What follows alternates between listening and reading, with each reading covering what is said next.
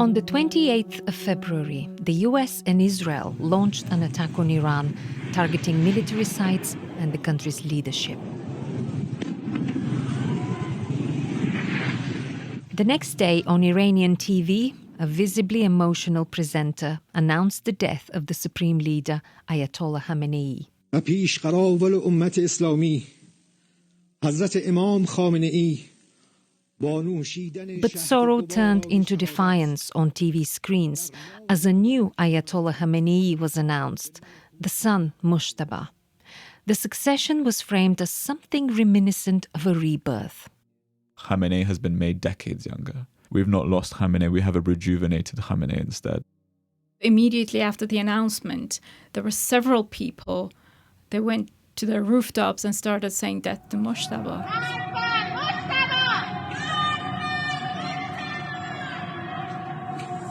Dissent is dangerous here. Just weeks earlier, mass protests were met with brutal force. When the country later came under attack, state media switched into war mode. We already had a more restrictive media environment from the January protests. We had internet blackout, polarized atmosphere. Now what we have is a wartime version of that, which is far more extreme. In this episode, we peek under the bonnet of the machinery that shapes official narratives and controls information. And we revisit the turbulent first days of the war as they unfolded on national TV.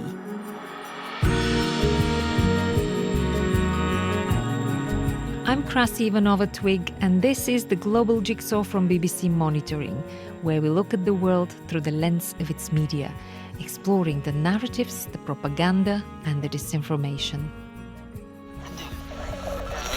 Радио Tehran. Мы не вторгались на территорию Украины. Western countries are not the international community. That era has finished. 조중 두 당 두 나라 최고領導者 동지들께서는 To fully immerse ourselves in the Iranian war narratives, it's useful to understand the propaganda playbook. Just weeks before the US-Israeli strikes, the authorities ordered a crackdown on mass protests. Tens of thousands were killed, according to some human rights organizations.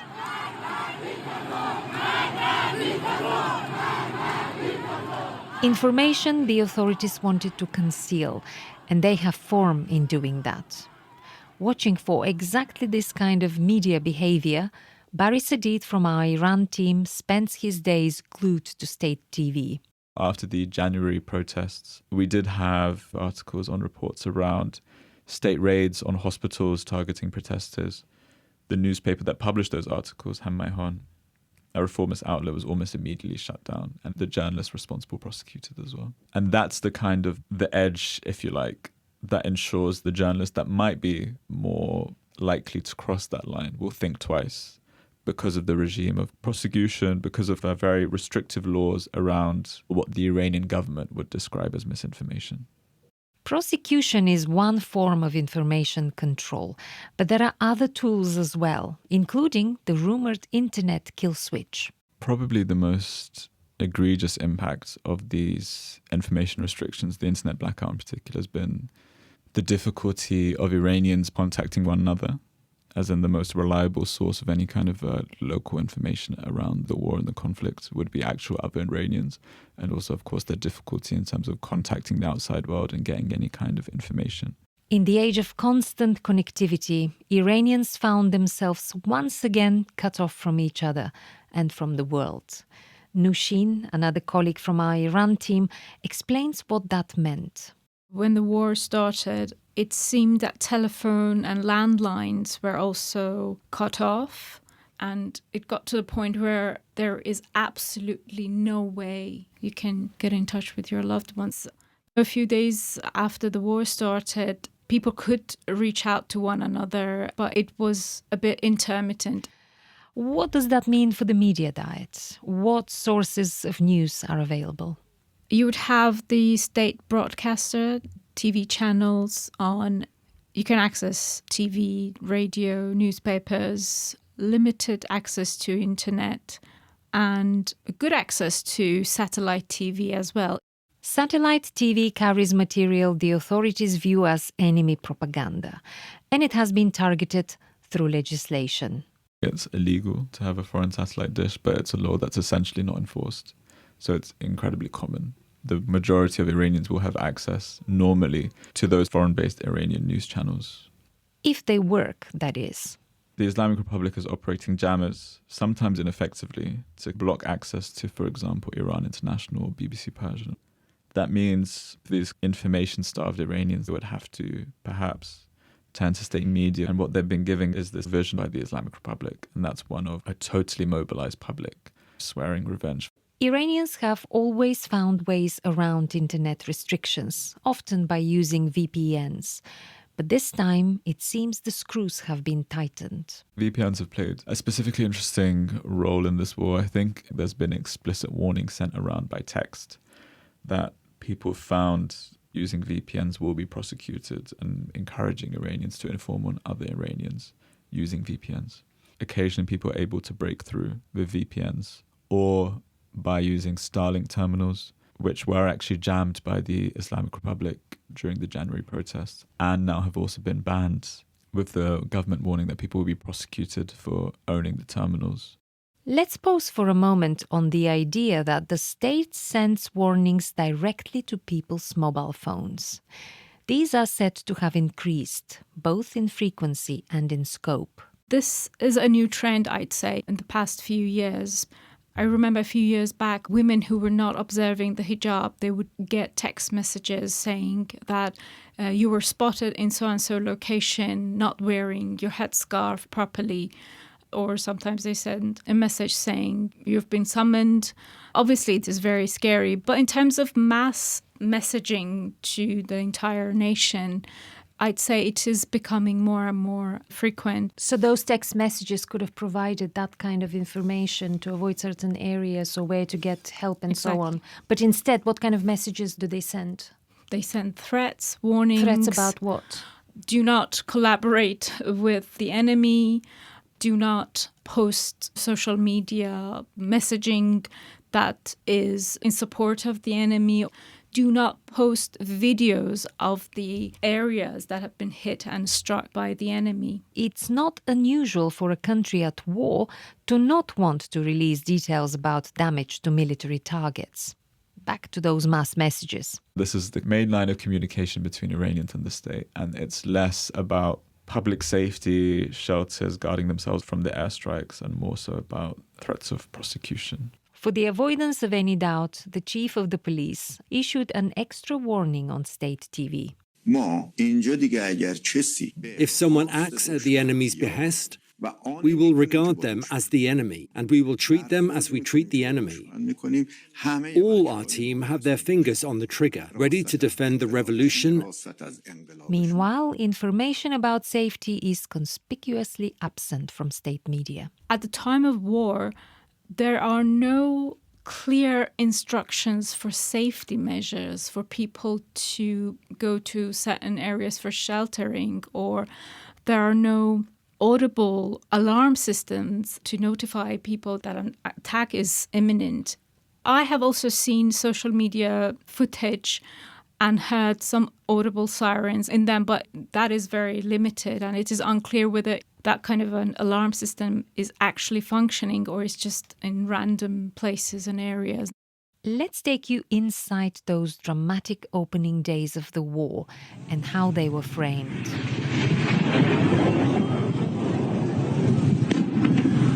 It didn't take long for the bombing to be acknowledged on air. بیانیه سپاه پاسداران انقلاب اسلامی درباره آغاز حمله موشکی به سرزمین‌های As the war came to dominate the day, what followed was a carefully curated narrative. They have a wall-to-wall coverage of this war.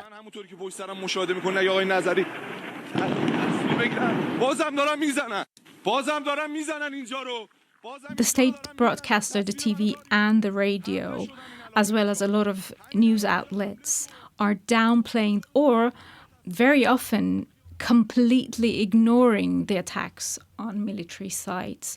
And they are instead highlighting civilian casualties and damages to civilian infrastructures like hospitals, schools. On the first day, a girls' school was hit in Minab, said to be by an American missile, although the US Defense Secretary has denied it. More than 150 people were killed. It shocked the nation.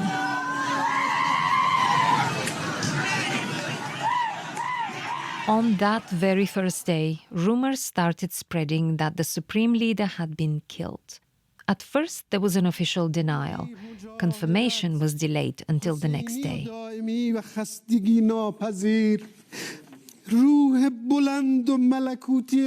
We had the vision of this kind of shaking TV presenter in tears, sobbing as he announced a death.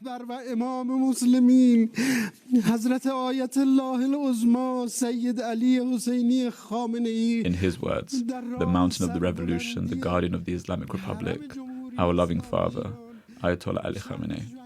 Essentially, from that point, the core of all state media coverage has been the former supreme leader.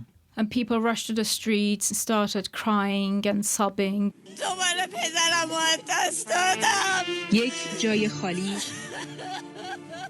And there were live footage of people beating their chests or their foreheads, and they were very angry and saying that they wanted revenge.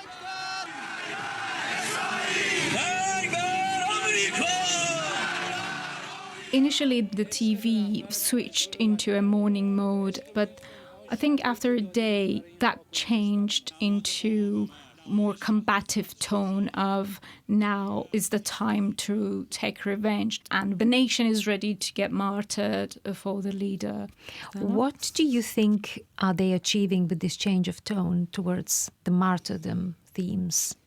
Martyrdom is an ingrained concept for Shia Muslims, and this could mean that they want the country to be united and rally around the flag.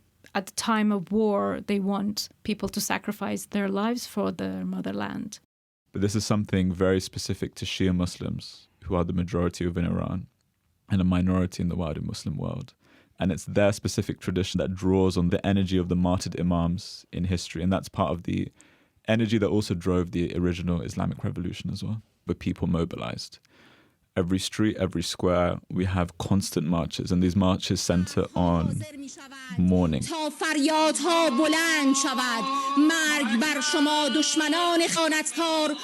Whether it's the mourning of local people who died in airstrikes, as they have in provinces across Iran, but more essentially, mourning over Ayatollah Khamenei. And what we have seen is that every night, mostly pro-government and pro-establishment groups, they get together in Tehran, in other big cities, and they kind of show that sense of unity, saying that we are ready for this war, facing all these attacks head on.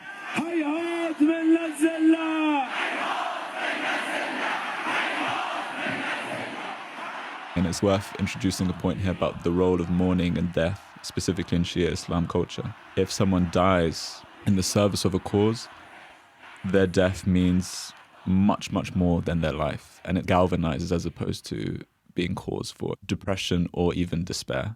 So with Khamenei's death, we had the building up of his own martyr legend. The Americans and Israel essentially gave the supreme leader a perfect death. Khamenei didn't die of a heart attack. He was killed by a foreign enemy while on duty, leading the nation under attack. This is the narrative that secured his legend. Khamenei wasn't really killed in a bunker 50 meters below the ground. He wasn't killed in a secret compound far away from the capital or preparing to flee to Russia, as some rogue reports suggested.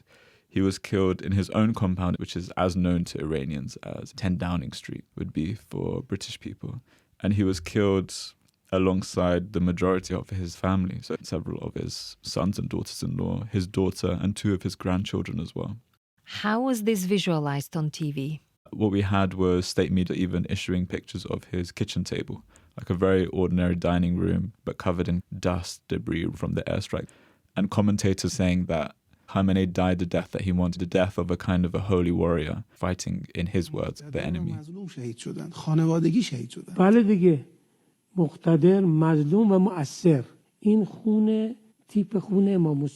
That's exactly what has galvanized the social base of the Islamic Republic. When we see them mourning the Supreme Leader, they're not only mourning, but they're stating their anger, their desire for revenge. And that's something common we see between the incessant vox pops broadcast by state media.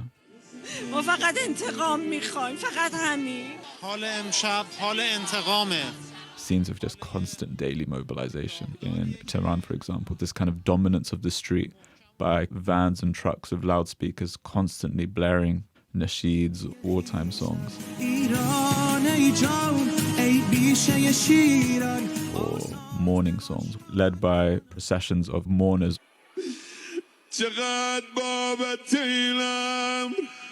Chanting out the Islamic Republic slogans.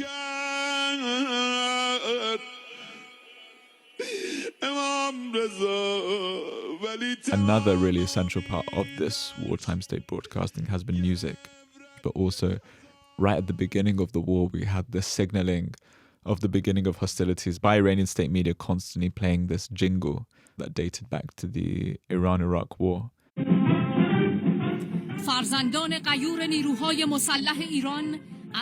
And on top of that, we've had constant music videos, music accompanying almost hype videos of Iranian military hardware. That's the soundtrack, basically, of this wartime media coverage. Khamenei became the focal point of the discourse. He was eulogized by his followers who went through his back catalogue in search of nuggets of wisdom. There's also this incessant rehashing of his previous speeches, and these cover subjects ranging from, of course, the Islamic Revolution, various organs of the Islamic Republic, Khamenei, just meeting and greeting children, for example. Maybe a child will kind of gently ask Khamenei for his ring, and Khamenei will give it to him. Another child will ask for his robe, and Khamenei will very generously again give that child his robe, or he'll be discoursing on French literature, the differences between the French Revolution and the Iranian and Russian revolutions, for example. Khamenei apparently loved to post his thoughts on X, on everything from world literature to his brand of feminism. Khamenei had a notorious Twitter account. He posted a lot about his love of treating women the right way. Woman is a flower, as one of his famous tweets went. I think it was during the Iran-Israel war that several of the former Supreme Leader's tweets went viral about his love of literature, Victor Hugo especially. What could you read into what happened shortly after the death was announced? What we saw on state media reflected the new kind of shifting landscape of power that was happening behind the scenes. One figure in particular had been given a quite powerful and widespread portfolio by the Supreme Leader, and there's someone who had a direct connection to him. This is the security chief, or the head of the National Supreme Security Council, Ali Larijani.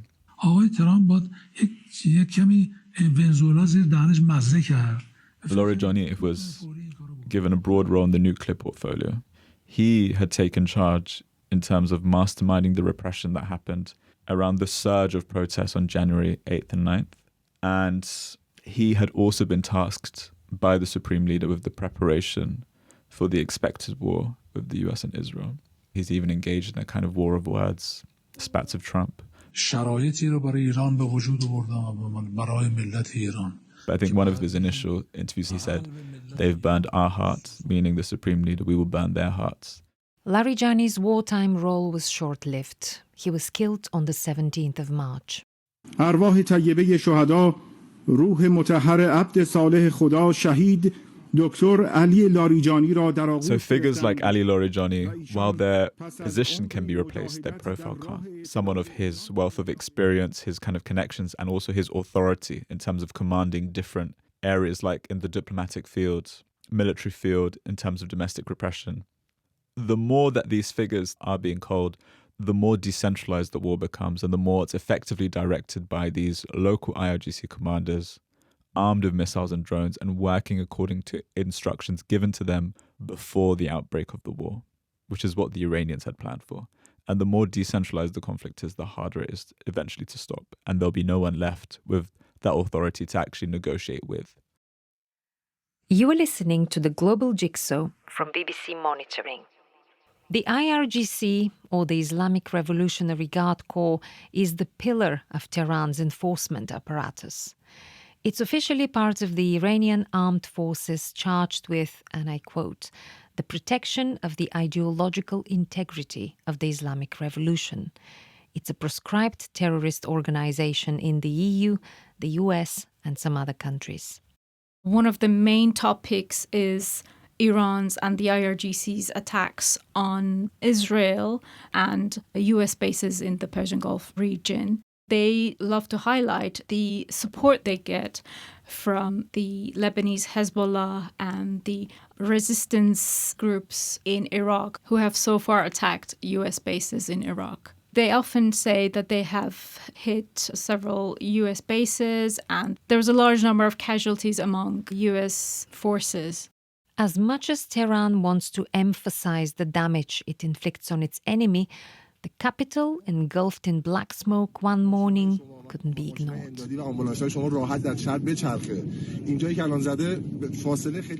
airstrikes brought about these really apocalyptic scenes of dark black clouds blanketing Tehran after this enormous fire that broke out at the fuel refineries. But what many people may not know is that in Tehran, what you have are these things called jubs, street-side gutters, essentially. You have them in much of the Persian-speaking world, actually. And what happened is that after the destruction of these refineries, the oil that spilt from them filtered into these street-side gutters, but also fire. We had images from Iran of these streets lined on both sides of rows of fire. And what followed was actually black rain. People reported this kind of powdery black material coming down as well. The foreign ministry spokesman described it as an ecocide. And again, this attack fed into the kind of Iranian state narrative that this is not just an attack on the regime, but an attack on the Iranian state itself. You are listening to The Global Jigsaw from BBC Monitoring. Then came a surprising twist. Days after Iran launched strikes on neighboring Gulf countries, its own allies among them, President Masoud Pezeshkian issued an apology. I must apologize on my own behalf and behalf of Iran to the neighboring countries that were attacked by Iran. No more attacks will be made and no missiles will be fired unless an attack on Iran originates from those countries. He suggested these attacks were carried out under the so-called fire at will, as the death of senior Iranian officers disrupted central command structures. I did not expect any of the officials to come out and apologize for the attacks, but later he had to clarify. He regretted that people were unsettled because of the attacks in the region. Pezeshkian, although he always had the endorsement of the late supreme leader, he was still coming from the reformist camp. He wasn't really close to the real power center, which is the hardliners and the IRGC especially. He tried to have that softer tone, a diplomatic approach at the time where the hardliners want revenge, literally avenging for the blood of their own leader. When he comes out and apologizes, it doesn't really sit well with them. What was the reaction? To them. A lot of MPs and officials called out. One of them said that he better not talk at all and described his words as very unwise, unprofessional, and very weak. Immediately after that, Donald Trump said, "Oh, so Iran has surrendered." And that was the moment where everything went, mad. The foreign minister, Abbas Araghchi, kind of came to the rescue and said Trump absolutely killed the de-escalation attempt by Pezeshkian. That's probably the most interesting episode for this kind of disagreement amongst the Islamic Republic's new elites after the Supreme Leader's death. This backlash from hardliners made it very clear that Iran would strike whoever it willed within the region that harbored US interests as they interpreted it. And I think actually Pezeshkian's statement was one of the reasons that the appointment of the new Supreme Leader was fast-tracked, because of the annoyance of hardliners of this kind of rogue element within the state. I think Pezeshkian has been genuinely hurt by the damage done to Iran's regional relations, by this war that Iran was engaging in in order to really create enough global economic chaos to force the US and Israel to back off. As Barry put it nicely, the election of the new supreme leader was fast-tracked with a sense of urgency. Large crowds were watching the announcement in town squares.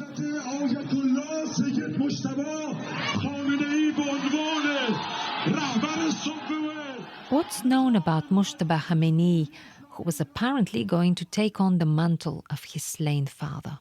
Early on, people mentioned his name in passing, but he always preferred to stay behind the scene and pull strings, apparently, behind everything. I think it's worth recalling that he's someone who's held no public office, has made no public appearances, has spent a lifetime as a cleric and reportedly also administering his father's office and controlling access to the supreme leader. Also, it's worth recalling that the supreme leader publicly would say while he was alive that he didn't want a kind of a dynastic succession. And this was against the spirit of the Islamic Republic as opposed to the monarchy that it overthrew. But what we had instead was state narrative made possible, again, by the death of Khamenei. Instant jubilation, again, instant mobilization of people on the streets.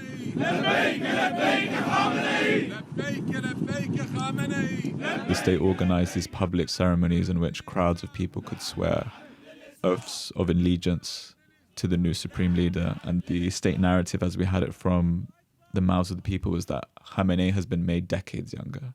We've not lost Khamenei, we have a rejuvenated Khamenei instead. But also Trump saying early in the war that the one candidate we do not want at all is Khamenei's son. That is a candidate that would be unacceptable to us. So could it be that Donald Trump inadvertently helped with that election? Maybe it was a brilliant reverse psychology ploy, and this is exactly the candidate that Trump wanted all along. But there were reportedly divisions among Islamic Republic's elites about who they wanted to come to power. But really, I think as much as anything, it's about sending a message of defiance that the one that's closest to the former supreme leader who you assassinated is now the one that's in charge. With attention fixed on the new leader, the silence from him over the course of the next days was audible. Mujtaba Khamenei is yet to release a much-anticipated video addressed to the nation. A statement, which could have been written by anybody, came days after his succession. Everyone is expecting to see him, to hear the first words from him, because actually nobody has really heard how he speaks. Do we know for sure he's alive? Well, that's a good question. There are rumors that he might be injured. There has been an indication. The state TV called him the veteran of the war, meaning that he has been injured. We don't know actually what happened to him. With the truth boxed in, Mujtaba could be dead and alive at the same time, in true Schrödinger style. In terms of his attitude, he's set to be close to the IRGC. Everyone is expecting him to be very hardline as his father. So immediately after the announcement, several people went to their rooftops and started saying death to Mujtaba.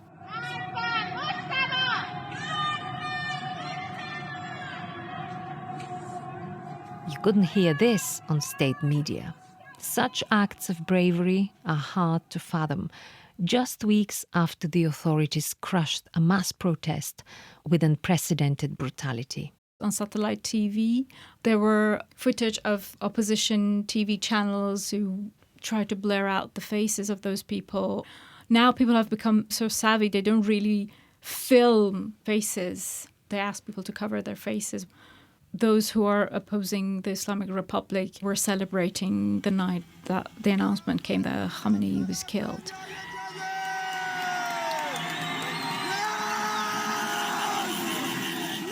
I read on social media that people would go out and look at one another, and there was a wink, there was a smile, and then they would just walk past each other because they cannot really display their happiness, especially during the day. Iran is a country under attack. In times of war, it's common practice for the state to impose certain reporting restrictions, as was the case with Ukraine's media at war, and spice it up with a generous amount of defiance. The message that they want to communicate was that this is an existential struggle, not just a war against the regime or the Islamic Republic. This is really a war against Iran itself. And I think that's probably a narrative that's, in a sense, has actually been helped by the statements that we've seen from the US and Israel, whether that's Trump saying that the shape of Iran might not be the same after the war, or reports of the US and Israel engaging with Iranian Kurdish forces in Iraqi Kurdistan to perhaps engage in a proxy war on their behalf. Does this kind of messaging work to unify the nation? I don't think this messaging will work to heal a very, very polarized nation. I think there are some Iranians that are so aggravated by the Islamic Republic that they were willing to endure a war of Israel and the US if the result was somehow the removal of the state apparatus. I don't think any amount of messaging from the leadership of the Islamic Republic will somehow bring those people on side, or the people mourning the protesters that died on January 8th and 9th. But I think the result of it is you have a much more kind of mobilized, galvanized base, elements of which, like members of the Basij militia, who would be the instruments of repression, as we saw in January. And I think many Iranians, they may be indifferent or hostile to an American-Israeli invasion that's targeting civilian infrastructure. What they're seeing is the destruction of their country. Iranians have grown resilient. They have lived through many years of hardship and are prepared for the worst. People were anticipating the war, so I know that a lot of people bought staple food, candles, anticipating power cuts.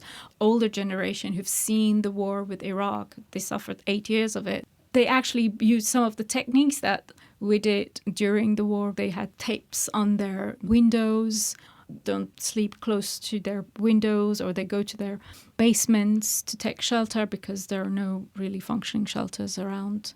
While Iranians were bracing for more trouble, state TV boasted about gains.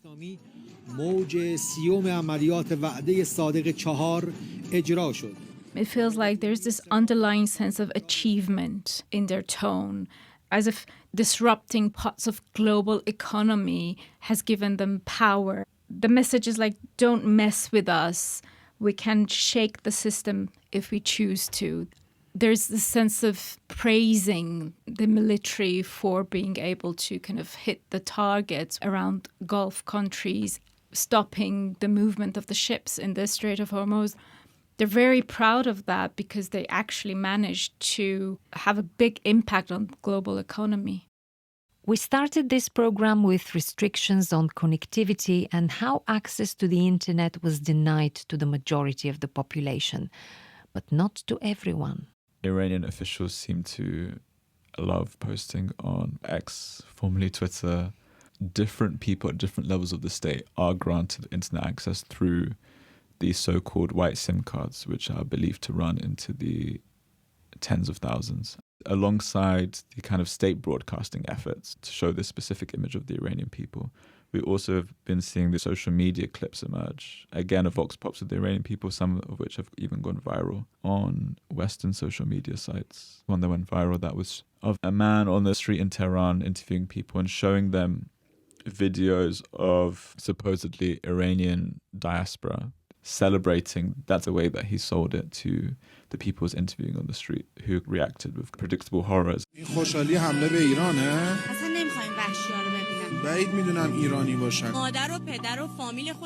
Why would these people celebrate the fact that we're being bombed? The interview has some kind of level of state access, and I think it's that kind of, sophisticated media operation that they've brought about. You get the picture. This isn't business as usual. The already well-oiled narrative-creating machine is now running at full throttle. Its audience, a polarized nation. What is it achieving?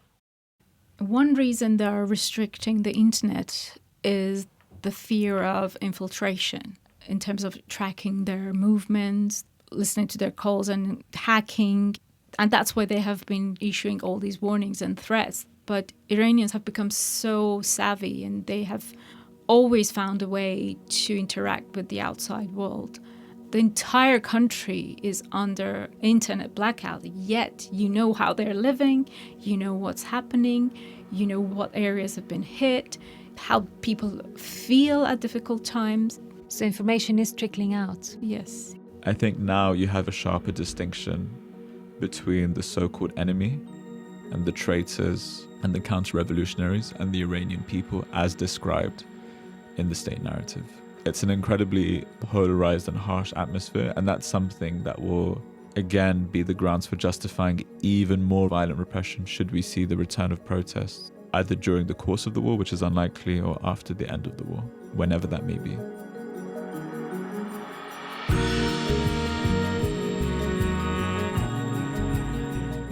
Thank you to our Iran experts Nushin and Barry Sadid. This program was produced by Krista Shaturi, Barry Sadid, and me, Krasi Ivanova-Twig. It was mixed by Anthony Sutton.